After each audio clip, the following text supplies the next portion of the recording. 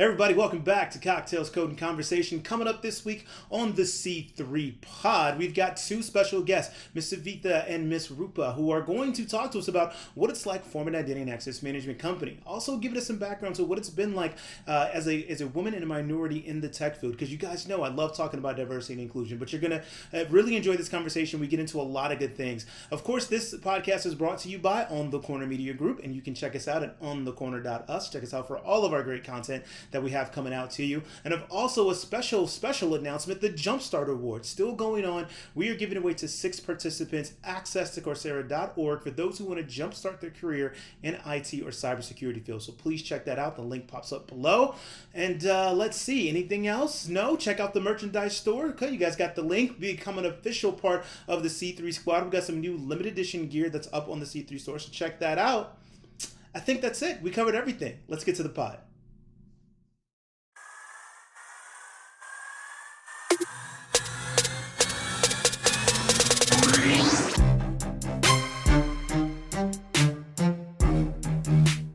All right. Welcome back, everybody, to the Cocktails, Code, and Conversation podcast. And it feels so good to be back interviewing people and having conversations, having a good time. And today I have two very special guests, because all my guests on my podcast are special, because this is a special podcast. This is how we do it. We're going to let these lovely ladies introduce themselves. So on my podcast, you get an applause before and after, just because that's how special you are. So I want to let you know that. All right, we're going to start with go ahead. All right, I can go first. Cheers. Cheers. Because it's cocktails, right, and conversation. I'm Roopa Chowbey. I'm the president of Formmi, Inc. It's an IAM services company, Identity and Access Management Services company. I've been in the IT industry for over 25 years. That I know that makes me sound really old, but I'm really young at heart. I'm very excited about cybersecurity, about information security in general, and I really want every company in the world to be secure, and also to use the right tools and the right services to make themselves secure. Not have wastage in their implementation, not have wastage in, in their consulting services, etc. And then that's the philosophy that I'm trying to bring into Formmi, and that's the philosophy that I live with every day. All right. Okay, up next is me. My name is Savitha Bilgikar. Actually, I am the Chief Operating Officer and the founder of Formmi, Inc. I've been in the IT industry for about 20 years, a little over 20 years now. So all of my expertise, unlike Roopa, has been in risk management, program, portfolio management. So it's been a fun ride, because I've been in several different business verticals, starting from manufacturing to insurance to, all kinds of different business companies. So I'm pretty excited for this podcast. Thank you, David, for having us here. No, thank you guys for coming on. So like I said, you get your 2 rounds of applause. This is when Savitha reached out, I got really excited, because one of the things that I wanted to start highlighting and having these conversations about, and really, having people see, is the diversity and strength and diversity that we have in the tech field, right? And to have, not only like 2 women founders of a company, but especially in a tech company, especially in identity, I was just like, oh my God, this is going to be, I was like, I have to have them on the podcast. This is going to be so great, because, I think one of the things, especially now, right, it's been highlighted so much this year, is that, this call for, diversity and inclusion in this field, and to start looking at how we can go about making sure that this field is open to people, and people can look to certain individuals and say, hey, that's somebody that looks like me or has my same background. Like, I can do this, right? You can be successful in this. So, and on this, I'm very passionate about that. I talk about this all the time on this podcast, right? Because I think it's a big thing. Like, representation matters, right? And I feel like for myself, I didn't really even know how much that mattered until I got a little bit older, and I would go to conferences, and now if people come to me and say like, oh, it was so good, like to see you on the stage, like I was going to leave the field, or now I'm thinking about getting into the field because I saw you, and I'm just like, Wow, that's awesome. Like, I'm not that great, but I'm happy that, like, that inspires. It hit me like, you need to see that, right? We need to see more people, just from the fact of a subconscious layer. Like, hey, like, there's going to be two women that see this podcast and go, hey, we can start a company too. Like, they did it, and that's what I want. So, super excited about that. So thank you both for being here. So with that, I want to jump into that. So tell me a little bit about the journey to start the company. How did the conversations go? Like, when did you guys just wake up one day and be like, this is what we want to do? Like, just walk us through that a little bit. I think I'll let Roopa get started. Then I'll pitch in as needed. Yeah. Sure. So basically, as I said, I've been in the IT industry for over 25 years now. About a couple of years ago, a little more than 2 years ago, I was actually working with multiple different companies. The last one that I worked with was Discovery Communications. That's pretty big. It's a pretty big media company. But over the years, what I observed was, obviously you're growing, your skills are growing, your management, the way you manage people, the way you manage processes, the way you manage projects, is you're learning all the time, and that skill set is growing. And what I was seeing increasingly, that with the consultants or the implementers or the system integrators that we hired were not necessarily up to the mark. They were not at the same level as us, the customers, were. Right. So we had certain expectations. People were not able to deliver to that. So I increasingly felt that I would be able to bring in a better way of doing things, especially in the IAM space.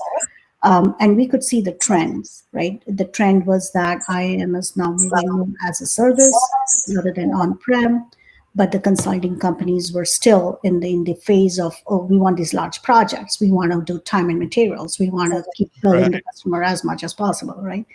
So I thought that this is the right time to start an implementation company that is customer-centric, truly, in the sense that we do not want customers to waste their money. We do not want customers to waste their time. And we want them to see the writing on the wall. That is, you're going, the identity space is moving as a service, and you do not necessarily have to follow the same format or the same consulting model that has been there for so many years to do things for a product that is now actually very different than what it was before. So every big consulting firm just cringed right now. So I just need What are you saying? This isn't true. Right? So yeah, that was the main reason that I started this company. Initially I was by myself, and I was like, oh, will I be able to do it? Because it's, as you know, as anyone would tell you, it's a pretty big step to leaving a cushy, corporate job and doing something that is risk prone, right? Anytime you do something on your own, there's a risk of failure always, right? It's looming over your head, and you have to have that confidence in yourself that you will build it. Absolutely.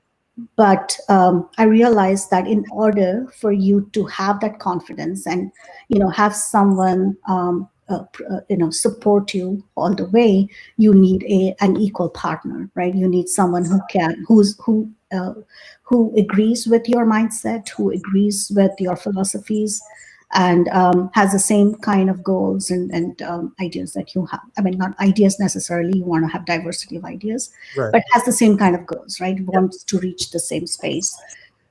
So it was serendipity, but around that same time, Savitha, who worked at SailPoint, quit SailPoint. And the reason we knew each other was because she was the account manager at the last implementation that I was part of, which was at Discovery.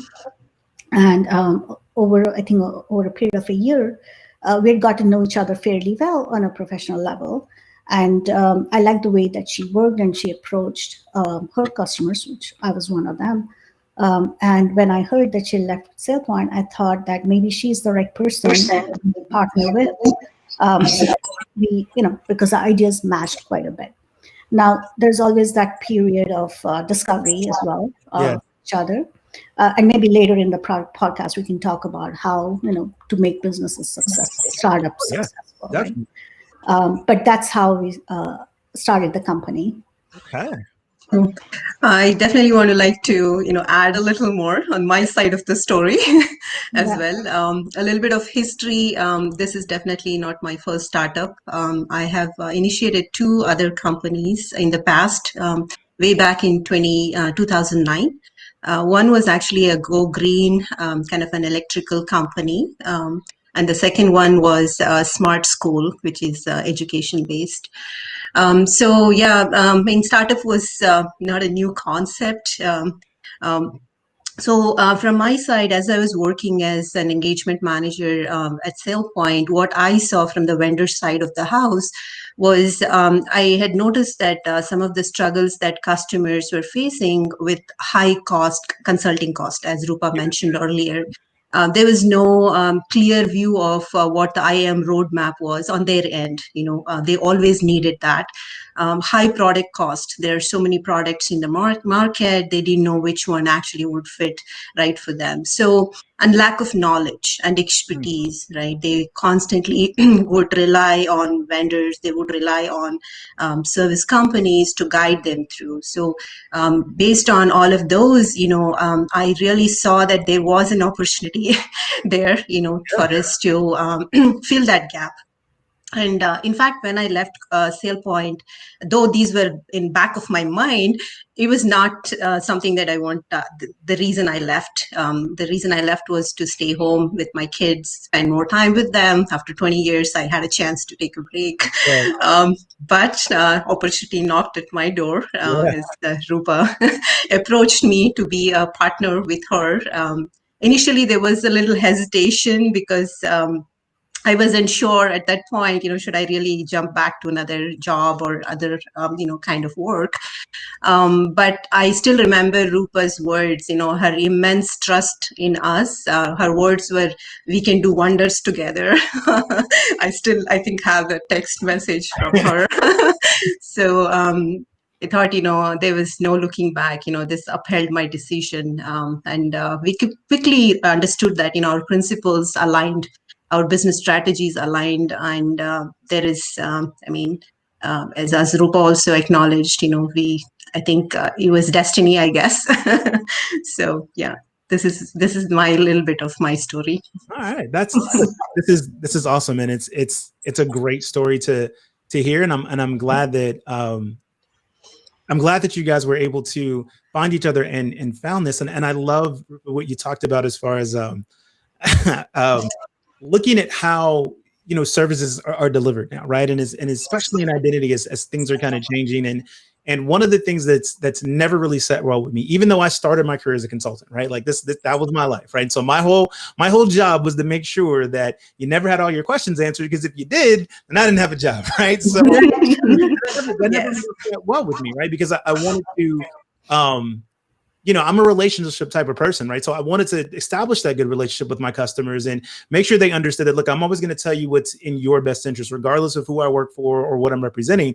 And I want you to know that I'm here to do something on your best interest. And what I didn't like was I always saw this constant crutch of customers to lean on their consulting companies, right? They didn't want to go out and build their own teams and things of that nature. And so I was like, you were always going to have these, long-standing bills. And so the cost of ownership, right? There was always this hidden cost. So they didn't talk about it. And vendors would never talk about that. It's like, oh, here's total cost of ownership and all this stuff. And, you pay this and over time it's going to do this. And I'm like, yeah, but over those 5 years, what about the $1.5 million you're paying every year to, whoever? Because we're not building that, right? And that was always a shut up. Don't talk about that, right? And this year, it's funny. I earlier this year, I talked to Jonathan Edwards of Secure IT Source and kind of talking about the same type of thing of working with customers to start to, pull away when you can from the time and materials, right? And just say, hey, look, let's really sit down and look at what you have And I mean, if you're buying things in a subscription model, right, and you're now moving towards where you're getting things as a service, why not do the same thing with your consulting service and say, okay, let's look at everything you have, and then you go for this. And I won't call it any names. I'll be nice today. I'm in a good mood. I don't know why. But be nice, right?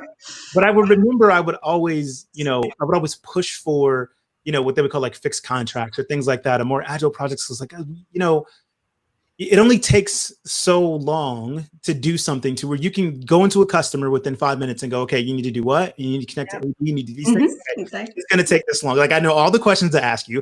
I know all the things you're going to tell me. And then the ones that you don't know yet, because you've been doing it long enough, it's like, look, no, it's going to take this long. And here it is, right? And it's very easy to go, well, if you want these things, it's going to take longer. And you can give them things that can fit into their budget and say, look, we can work on this and then we can do these things. So anyway, I'm not going to continue because this is not about me, it's about you guys. So I have a couple of areas that I want to kind of dive into. But so one, a little bit more on your guys' background. So both, 20 years in the IT industry. So, both as women and minorities, I wanted to ask you a little bit about what's that been like, right? Like any challenges that you faced in the industry. Like, one of the things that's notoriously bad in the tech industry is that we all know it's male driven, right? But there's we've created these nice little niches within tech, right? And so if you're not uber techy, if you're not this, you're not that, like we can tend to be very cliche. And we're just now starting to get to the point where unfortunately people are realizing that, hey, like women can be techy too, and women can be here and have just as strong as voice, just as good. So I want to know, like, as over the past 20 years, kind of what that's been like for you guys, like working in the tech industry. I'll start with Savitha. Go ahead, Savitha. Sure.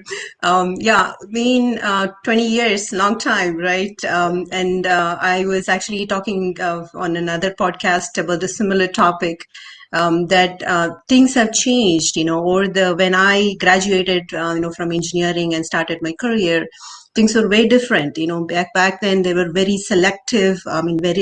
Very, very limited number of women in the IT industry, especially in development and, being an architect. I've been in that space for some time. It was quite a challenge, you're constantly all boys team. So in fact, I had to learn the whole football game to have a good conversation, lunch conversations. So yeah, it was fun, So, things have changed a lot. What I've seen over the last 20 years is there is a lot of resources for women now that we can actually get mentored, or, lack of mentors and advisors is what I was getting at. Back then it was like, always what was more important than who right? Now things have changed, and we have to kind of have mentors and guide all the time to keep us on a good track. Otherwise it's a challenge. It's one of the challenges that I have seen. And the second challenge is, being a woman, and especially as your career path is growing, you're also actually growing in your family, right, with kids and all that. So that constantly creating a healthy balance, work life, more than harmony, blend. How do I blend? So most of the time, what I have done is I've never separated my life and work, is genuinely integral part of my life. But that doesn't mean that I'm simply on all the time. Right. So I made a conscious decision that, I intentionally set some strategic goals, realistic career as well as personal goals, to make sure that, I get a healthy lifestyle for myself as well as my family. And the third most important aspect of my own personal thing is, one of the perceptions is that, I'm not too aggressive or nor too assertive right. At times. That's because, my empathy levels are really high. I've been even tested on that. We can talk about it another time. Okay. So being highly empathetic is good. I always said that, having both, being compassionate doesn't mean that you're not strong. You can be strong as well as compassionate. And compassion is definitely one of our core values. And Roopa and I definitely aligned on that. So yeah, those are like, some of the challenges that I have faced in the last few years. Okay. I love the thing about empathy. We'll see if we get to that. I know that, but I do want to talk about it. Okay, how about you, Roopa? So David, obviously you can look at us and you can make out that our ethnicity is Indian. We are from the Indian subcontinent. So one of the main challenges, the first challenges, I should say, when I first came to the US about 20 to 23 years ago, was my accent. And we speak the Queen's English. You have an accent? I didn't even hear it. The Queen's English in India, right? So I would come and I would say, oh, what is the schedule for today? And people would look at me like, huh, what is she talking about? Or words where the stress is on different syllables rather than, on the right syllable or the American way of speaking, right? Right. So that used to cause me, a lot of consternation because I would be like, oh, should I say something and be laughed at? Should I be just quiet? It actually, and I can tell you honestly that for a lot of people coming from different parts of the world, that actually puts a damper on their ideas. Like they don't want to express themselves because they are afraid of being laughed at, or it's not even, people may not even be consciously laughing, right? Or it may not be amusing, but the very fact that if you're asked to repeat something like 2 times, it just causes makes you pause for the next time, right? And you're like, should I say it? Is it even worth it? Because you have to explain a joke 10 times, then it becomes a non-joke at that time. So that was a challenge, and the only way you can overcome it is if you learn the right inflections in your speech. So which we have had to do, and now I have to face the same thing for my kids as well, because when you're saying something to them and they're like, huh, what are you saying? I remember listening to the radio station all the time to make sure that I get the right. Yeah, but that's something that I think a lot of immigrants face when they come to the US, because everyone brings their own accent, right, to the table. Other than that, like one of the other challenges was as a woman, and not necessarily just as a minority, is the lack of representation for women, and honestly, things might have improved a little bit, but they've not improved a lot. Right. There are 50% women, right, in the US, but in the tech world, there isn't 50% representation of women. There been, in fact, majority of my meetings, whenever I would walk into a meeting room, I would most likely be the only woman in that room.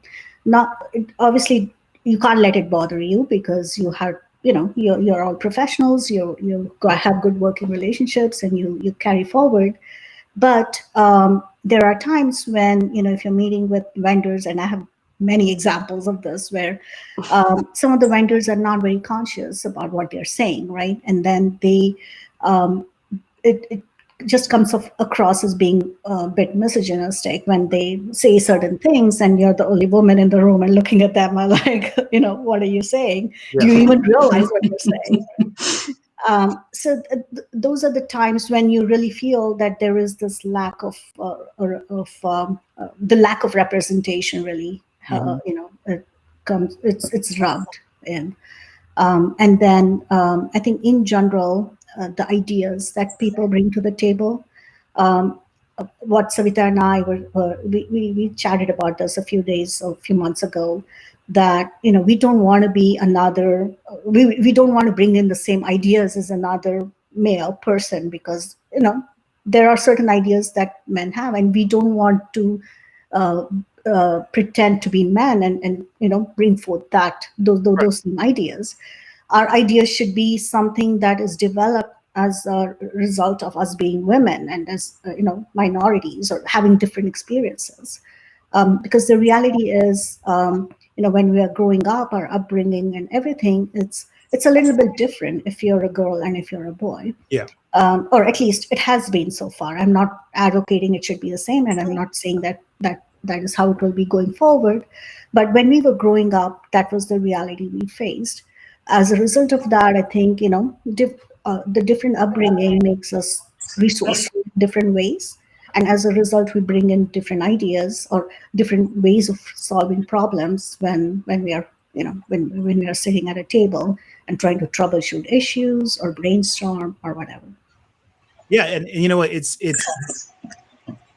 drives me. So it drives me absolutely crazy because we in this field, right? We pride ourselves on innovation and the ability to solve all these problems in different and unique ways, right? And then we'll sit there and I say we, like as an industry, will balk at the idea of opening it up the tables and being more diverse so we can get more of those innovative ideas. I was like, so wait a minute, we want to be innovative, but we only want to be innovative if it's ideas right? It was like that defeats the entire purpose. But it's I will say this, right? We're making better strides, right? It needs to get better, and I think one of the ways it gets better is that we continue to talk about it. We continue to be, voices about it, because yes, there's 50% women in the U.S., and so we can celebrate the wins that we've making steps and gotten better, but we can't get complacent, right? We can't just go, exactly. Oh, well, we cannot. That's great, but better, right? Like just like anything else, just like we're in tech, right? So we release a product. That doesn't mean we stop making updates. We don't not launch features. We don't make the product better. Like we keep going. And so it's these things that, I think it's on us to hold companies and ourselves accountable for things of that nature and not get complacent and go, okay, well, people want to go, but if you look back then, we made so many great changes. I was like, yeah, but I'm not looking in the past. Like that's great. Going forward, right? Like and past history is no indication of what we're going to do in the future. Exactly. Yeah. And then also, one of our other core values is also diversity of thought. So we wanted to bring in the things that really matter to us, like, compassion, diversity of thought, because diversity, in our sense, it's not always about, different kind of people, right? Mm-hmm. You can be the same, you can have 5 people in the same house and 5 different ways of thinking, right? Yeah. So that's, you got to go one level deeper. Every human is unique by themselves, right? Yeah. To that extent. So yeah, I think, whatever values we really thought that, this mattered to us, we incorporated those as core values in the company. Just wanted to bring that up. Yeah, no, that's awesome. Just David, you mentioned a little bit earlier about, having, bringing in diversity and especially about representation, right?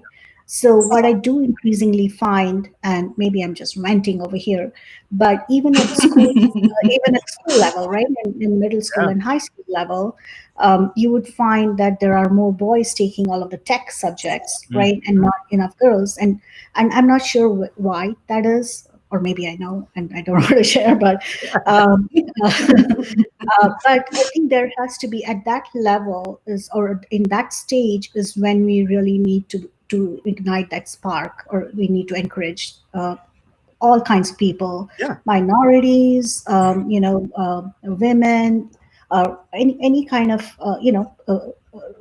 unrepresented people, community, we have to encourage them to take those type of STEM subjects, take tech subjects, engineering subjects, which it's not happening. It's like, that encouragement is not happening. Obviously, it is available to everyone, but the people are not choosing those subjects, right? And how can the school systems or, us as parents or us as a community start, sparking that interest in those subjects? I think that's where the real the change will happen. Yeah, not after they finish college and are trying to look at. I mean, it needs to start at home. I think. Yeah, I think what Roopa is trying to get at is, it needs to start at home, right? When we try to take our, girl child to a dance class or a music class and boys to robotics, that's when you know exactly what you're doing, right? So you got to watch first. That too. But I'm saying in a more systemic manner, right? At the school level, when counselors are counseling kids, right? They should try and encourage the unrepresented groups to go more towards those STEM subjects.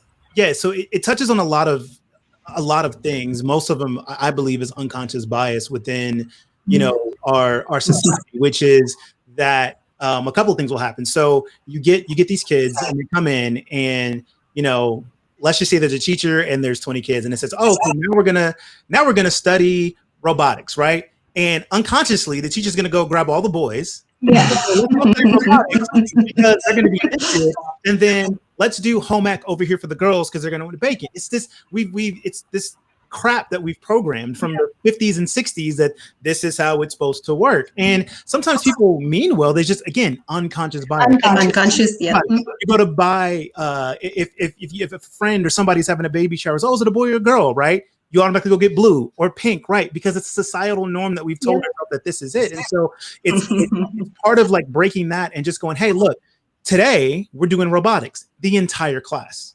And let's let the kids figure out if they want to do it or not. And it is we have to find encouraging ways to when that teacher sees that, maybe there's some girls who's like, well, I'm really not into it because the boys are into it, right? Let's make sure like, hey, are you really not into it? Or do you just feel uncomfortable? Like encouragement, like, hey, no, let's go and try this. And I think the other thing is too, so I believe it's two ways. Number one, we've got to do better at getting back and getting our kids involved in STEM, right? So that way they can see it at an early age, they can get used to it. Yeah. The other half of it, again, is representation and more at our level, our generation or whatever. So these kids can look and see, oh, there is a path for me, right? Exactly. Yeah. The two most impactful things that I've seen in my life, right?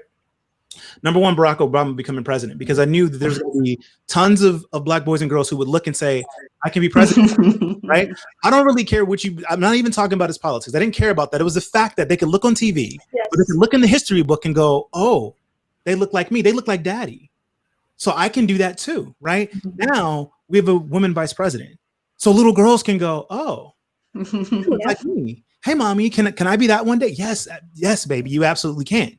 Right? Because that is so very important to see something. Like, as much as we push ourselves and we can talk all the things about ourselves, at the end of the day, until we see it, we don't know if it's possible. And that's been proven so many times, right? It's like, as soon as somebody does it, then we go, oh, it's possible. Right? Look at anything from like world records of like mile marathon runs, right? Like people think, oh, this will never be broken. Then somebody breaks it. What happens? Like 5 people break it like the month afterwards because they go, oh, well, it can be done. It's humanly possible. And that's that same thing, right? We've got to do, a better job here to give the generations, coming after us before, like, hey, here's all these people that look like you that have done this. So if they did it, yes, you can do it. Yes, you can look at this and say, I can be that because Savitha is. So I can be it too. There's nothing stopping me from me. I don't have to be the first one. Maybe I'm not, strong enough to feel like I got to go break down these doors. Well, Savitha already broke them down. So I'm just going to walk right in and go, all right. No, I agree completely. And I think, a small part of me probably, and I'm sure Savitha is the same, is I think we started this company, or I took the step towards starting this company is because I also wanted to set an example for my girls, right? I want them to, I don't want to be in a position where I'm just telling them, you can do anything, and then I don't do it because I'm scared of doing it, right? So maybe a small part of it was also because I wanted to set an example for them and show them that anything is possible. Whatever they set their mind to, they should be able to do it. Absolutely. Yeah. So let's talk about the company. We talked a little bit about your guys' core values, so that's great. And I do want to give you guys a chance to tell everybody what all your core values are. But tell me about just kind of like the journey that it's been on so far. Some of the customers you've had a chance to work with, some of the highlights where you're like, wow, this is really awesome. We got a chance to do this and we're happy we did this. So maybe I can, Savitha, shall I? Go ahead. Yeah, go ahead. And, take off. So when we actually started, right, we did face a number of challenges. And some of those challenges, one of the main challenges was customer acquisition, right? Mm-hmm. How do you, because when you're new, you're starting with a clean slate. Right. How do you start acquiring customers? Because every customer you go, or every potential customer you go to, they want a reference. They want to know that you've done it before. Right. It kind of build credibility. They need to know you're credible. So that was the biggest challenge, because you had to get at least one customer on board, and then you can say, okay, we've done this work here, and then that gives confidence for other people to hire you. So that one was our main, one of our first challenges. And then also when we were setting up the company, there were like so many different resources available, right? And there's like, you can do this, you can do small business, you can go into this route, you can focus on, large companies, take up a project, be there for 4 years, don't worry about it, be a contractor. There were like so many different resources, information available, everything. And we had to you had to spend a lot of time sorting through everything to see what makes sense for you. And that is like, it can get overwhelming, sometimes. And then finding the right mentor, right? Someone who can lead you out of all of this overwhelming information or chaos in a certain sense, give you the right path. It's important to find such a mentor as well. So some of the ways we actually, at least in my case, I found that leaning on a number of, people or the ecosystem around you helped a lot.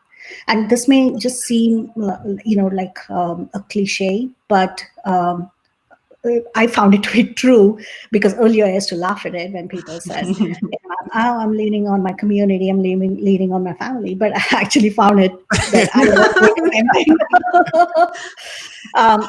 same thing. For example, we have in Fairfax, I live in Northern Virginia in Fairfax County, and there is a Fairfax County Economic Development Authority, a group. So one of my kids' PTA members, she saw on my LinkedIn profile that, I'd started a company. So she reached out to me and she's like, hey, reach out to FCDA because they have some great resources for small businesses. They'll help you. They'll handhold you on the way. So, and I would never have, found out about that company or that organization or whatever, but she saw and she took the trouble to reach out to me, and point me in the right direction.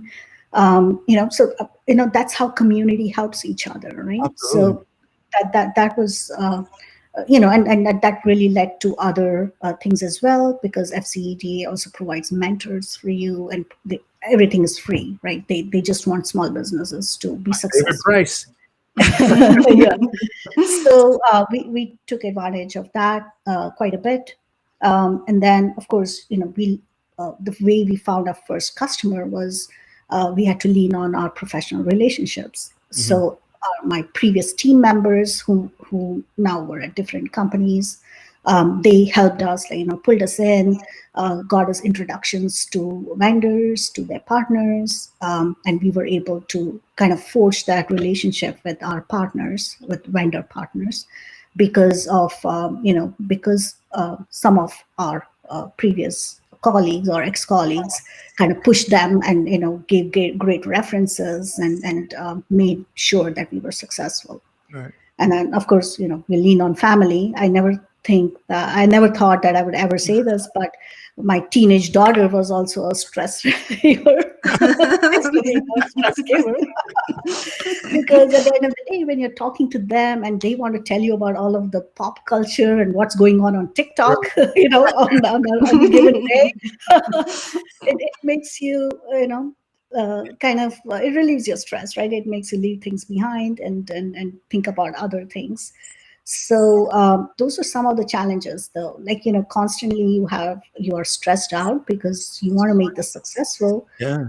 You only have a certain amount of money to pay your mortgage, right? And you want to make sure that you're not exhausting that before you're finding, your customers and businesses.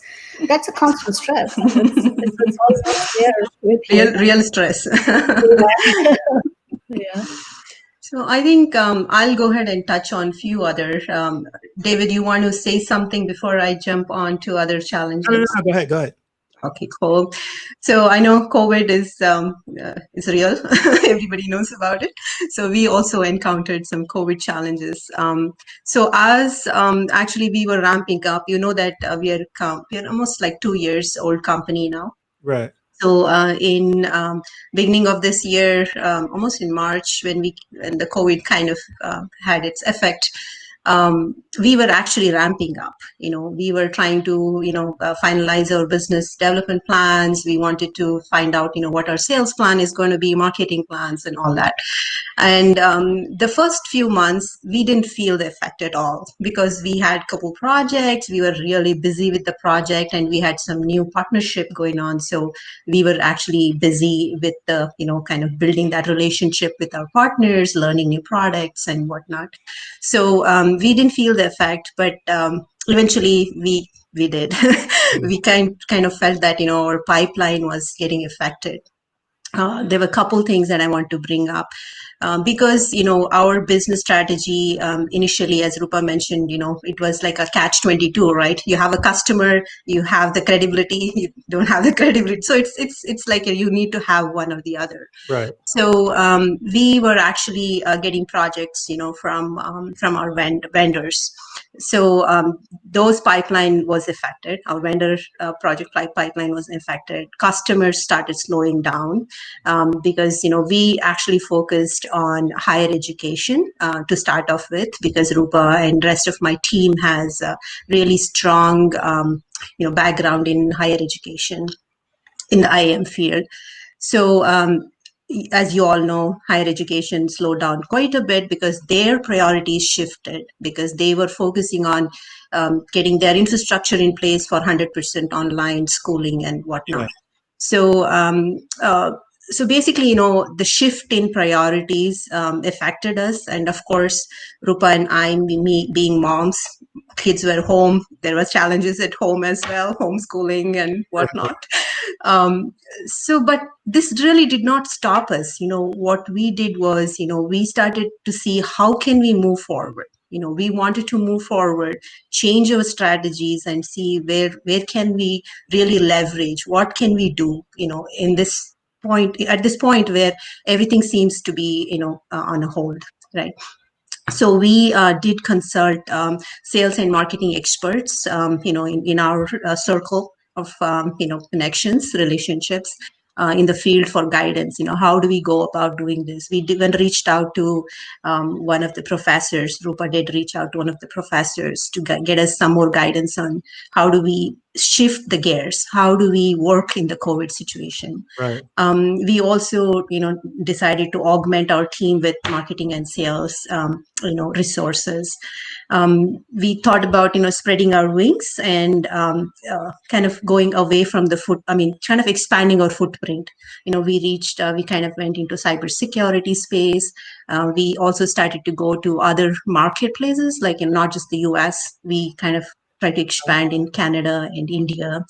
And also another important thing we did was also establish business partnership with peers in the similar field. Like, for example, they were not vendor partners, they were our business partners. Right. So we have business partners who can kind of help us in the cybersecurity and other fields. So, though COVID had effect on us, we always try to find different ways of moving forward. And that's the COVID challenge. The other challenge I want to mention is marketing challenge. Go to market was definitely we had to rethink about how do we go to market in this situation, because all the doors, like for example, in this field, as you know, the only way you can build connections and relationships is going to trade shows and conferences. Right now we don't have that opportunity, so we had to basically find out how can we reach out from wherever we are So we enhance our website. We put in contents in there. Me and Roopa spent hours and hours writing blogs. Though it's probably not our cup of tea, but we kind of tried that. We also try to write articles in the magazine so that we get more visibility, and that brand name Formmi brand name. So I mean,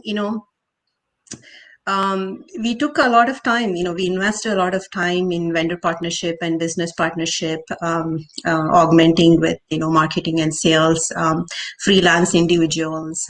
So I mean, overall, I think, we positioned ourselves well, though in this challenging situation. Actually, if I may add to that, just FII, CIO Review Magazine recognized us as one of the top 20 IAM solutions providers recently. So that was a pretty big, and they for whatever reason, they decided to showcase us on the cover of their magazine, which was like, oh, wow, nice, good for us. Yeah. And that's awesome. So like, and Roopa did an excellent job of beating me to my next question. I was going to bring that up. I was like, what you that's awesome. No, it's perfect. It's perfect. It was a perfect segue. I was like, look, I don't even have to do it. She brought it up. Let's talk about that. That's a pretty big deal. So you guys got a chance to get it right up in there, but also on the cover. Like, tell me, what was that like? Were you guys excited? Were you guys nervous? Like, I was shocked. I mean, that was my first reaction. Me too. Roopa called me and she said somebody else noticed that we were on the cover. We did not actually, in fact. And, because we knew that they'd interviewed us for an article, so Right. we knew that the article was going to come. And then one day I get a message on LinkedIn by a lady. She's like, "Oh, you're looking great on the cover," and I'm like, "Excuse me." She said, "Do you know?" And all of this is like on LinkedIn. She's like, "Don't you know you're on the cover?" I'm like, "Really? Okay, let me check." And I'm like, okay. Savitha, did you know that they were being featured? So that it was quite a shock. I mean, that was my first reaction. It's a pleasant surprise. Fortunately, there are good pictures of us. Yes.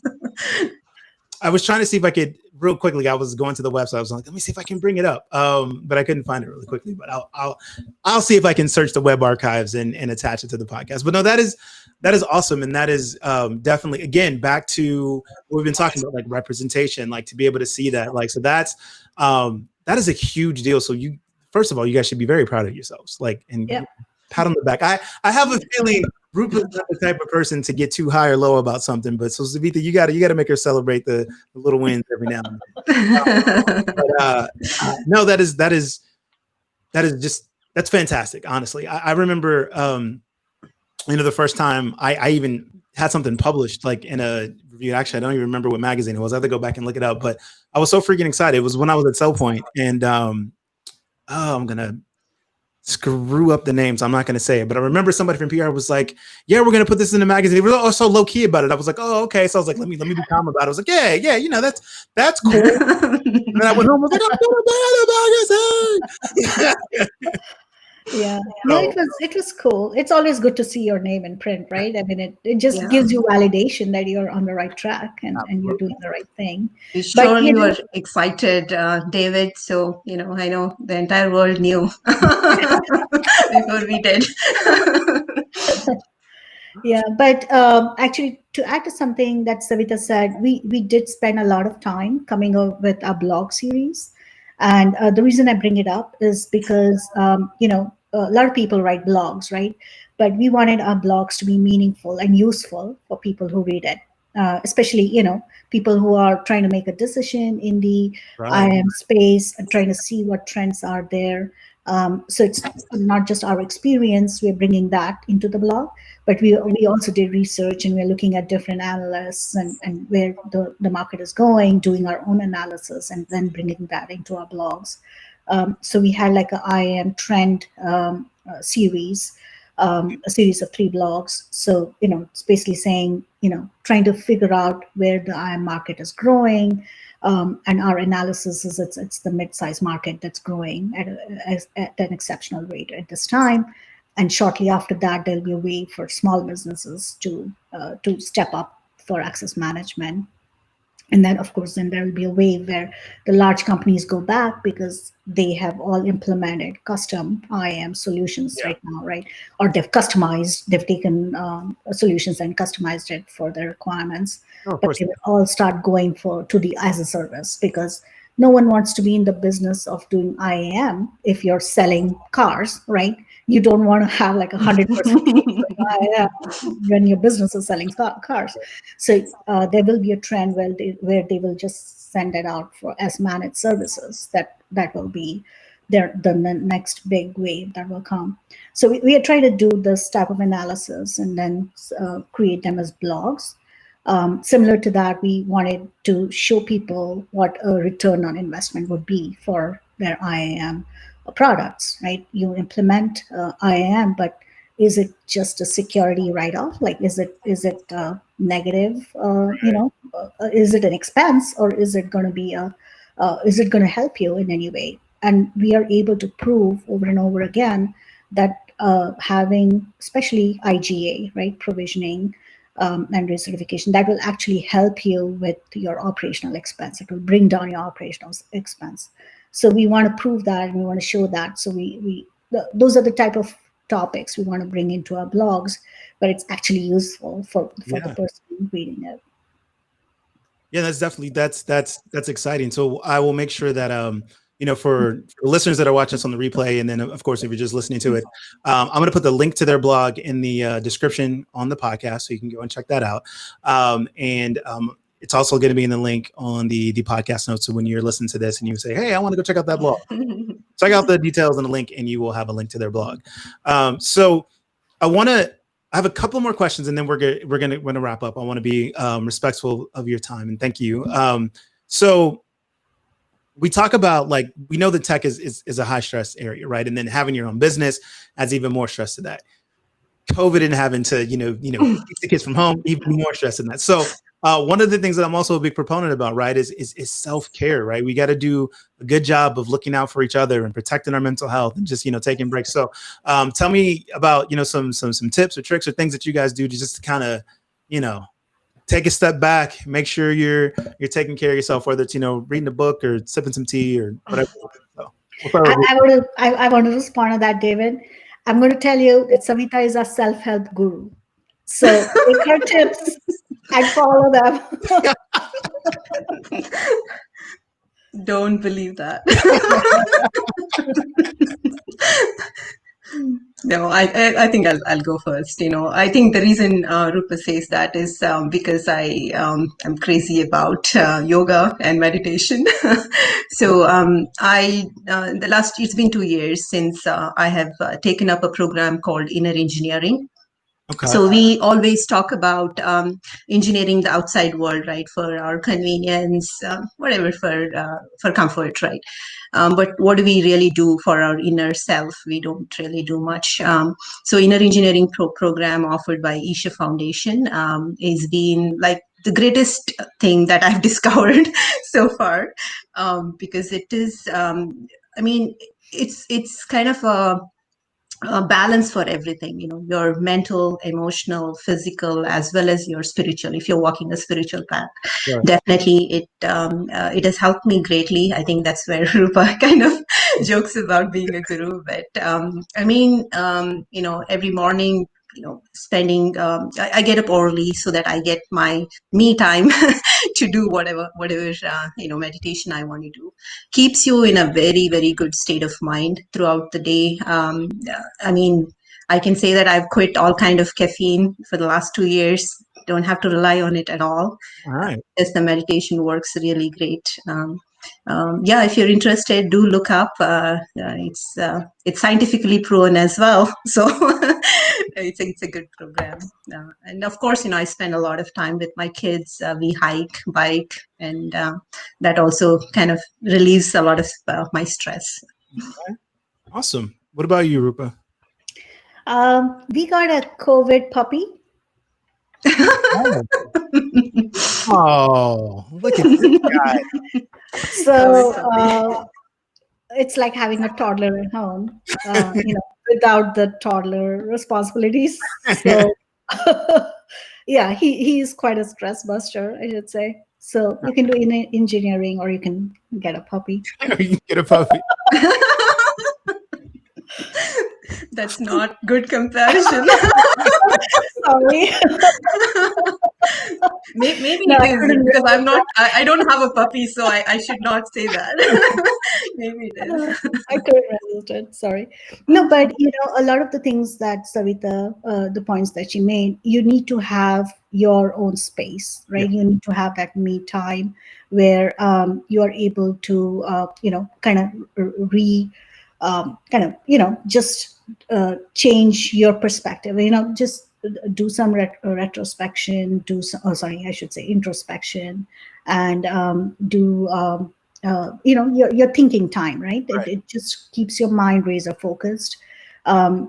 A lot of the time, because of a busy work schedule, the only time I get that is when I'm in the shower. So I will be having like a half-an-hour shower, but my mind is like the sharpest at that time. But it sets the pace for the day. So then I have my plan for the day, and I'm able to get my ideas, and I just have to remember to note them down afterwards. But yeah, you do need that me time, without interruption and without other people coming into it. Yeah. I think other than that, while you're working, it is important, I think, also to kind of draw back, because a lot of times we get too involved in what we're doing. And then that really makes us irritated when something else comes up, right? I mean, you are interested in doing this, and you're deep into doing that, and if someone comes and interrupts you, and I think yoga helps a lot in that, in kind of calming your mind down. And I guess I better get on that yoga then, because get your yoga mat. Yeah, sure. I am so bad at that. Like I once I'm working, all my friends and family knows, like, oh, Dave's in work mode. Like, because once I start working, it's like, oh, I need to get this done. I'm focused on this. I'm irritable. Like it's not friendly. It's really not. I need to work on that. So all right. And then especially in the I'm gonna evening. start taking up yoga. We'll figure it out. Yeah. No, and especially, in the evening, it sometimes you raise your head and it's like past 6 o'clock, right? Yeah. And then your family is waiting for you. They haven't seen you, right? And especially when everyone is working from home now, and your kids are also, doing homeschooling and online schooling from home. It's important for everyone to de-stress and in a non-work kind of space, right? Because you're going to be talking to them about homework after a bit, so you need to have that time where you're just talking about other things and blending as a family. So yeah, it is important for you to be kind of withdraw from your work, kind of detox, and then go and do other things. Right. And a lot of volunteering also helps, because, it's not just you spending time by yourself, spending time with other than people who you work with, right? And it's kind of during COVID, we raised about 2,500 with different causes, with Doctors Without Borders, and we also raised a fund for Texas food bank.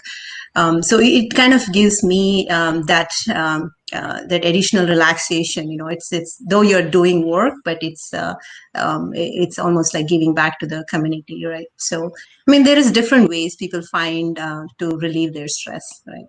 Having a puppy, doing inner engineering, or volunteering, whatever it is. I actually coach a team for Odyssey of the Mind. I'm not sure if you're aware of that program. It's a STEAM program. It's a nationwide. It's actually a worldwide competition. So it helps. You work in teams, or the kids. I coach the teams, so the teams can be from up to 7 kids at one time. So they're meeting virtually now and creating everything virtually, but they actually had to create a device or a set of devices, engineering stuff, right? And then there also has to be art incorporated in their performance. And then there's a competition, a regional and a state level, and then the worldwide competition that they participate in and actually perform. There's a performance that they have to do using the devices that they have actually built. And where was all this when I was a kid? Jeez. Yeah, it's actually called Destination Imagination in Austin, if you have ever heard about that. No, they're actually, those are two different. Yeah, but similar concept. They're two similar organizations. They're both worldwide. They have similar competitions and similar ideas. So both of them are worldwide. So. All right. Look at that. Always learning something on the C3. All right. So all my listeners know we're coming up on the final segment. This is my favorite part of this segment, and a lot of listeners' favorite part of the segment. We call it the last. Let me find that right.